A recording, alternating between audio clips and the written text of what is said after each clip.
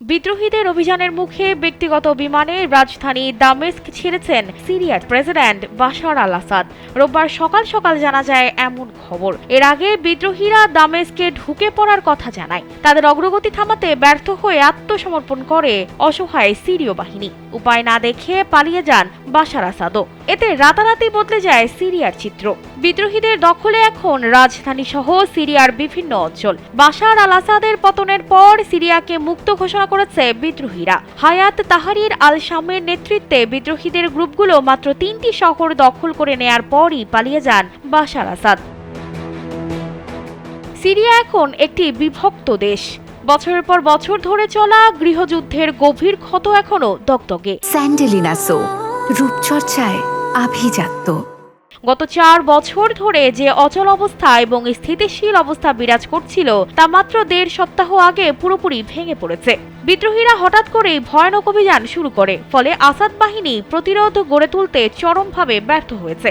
আরব নেতাদের মধ্যে এক ঘরে থাকার অবস্থান থেকে বেরিয়ে আসতে চেয়েছিলেন আসাদ, তবে যুদ্ধ পরবর্তী সময়ে সিরিয়ার জনগণের জন্য একটি কার্যকর ভবিষ্যৎ গড়ে তোলার কোনো অগ্রগতি হয়নি।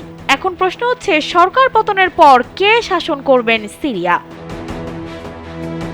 সিরিয়ার ক্ষমতায় শূন্যতা কিভাবে পূর্ণ হবে, যদিও এখনো তা অস্পষ্ট।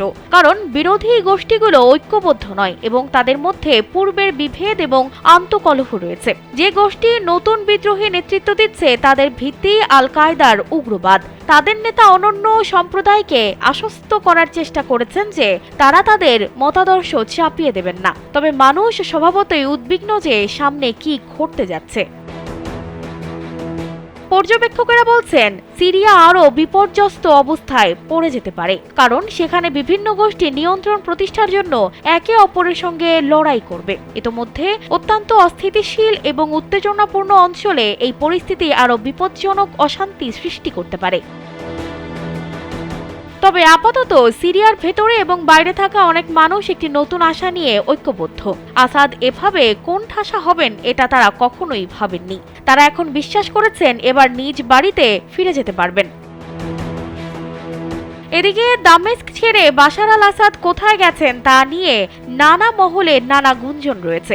দামেস্ক থেকে উড্ডয়ন এবং অবতরণের ফ্লাইট পর্যবেক্ষণ করে অনেকেই বোঝার চেষ্টা করছেন তিনি দেশ ছেড়েছেন কিনা। তার দপ্তর এই ধরনের সব প্রতিবেদন অস্বীকার করেছেন এবং জানিয়েছেন তিনি এখনো দামেস্কেই আছেন, তবে তার কোনো প্রকাশ্য উপস্থিতি দেখা যায়নি। এর আগে গত শুক্রবার দামেস্কে আসাদের সঙ্গে দেখা করেছেন ইরানের সর্বোচ্চ নেতা আয়াতুল্লাহ আলী খামিনির একজন উপদেষ্টা।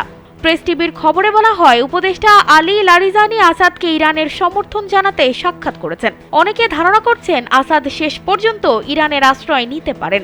আসাদের আরেক মিত্র রাশিয়া এখনও তার অবস্থান বা সিরিয়ার সর্বশেষ সার্বিক পরিস্থিতি কোনো আনুষ্ঠানিক বিবৃতি দেয়নি।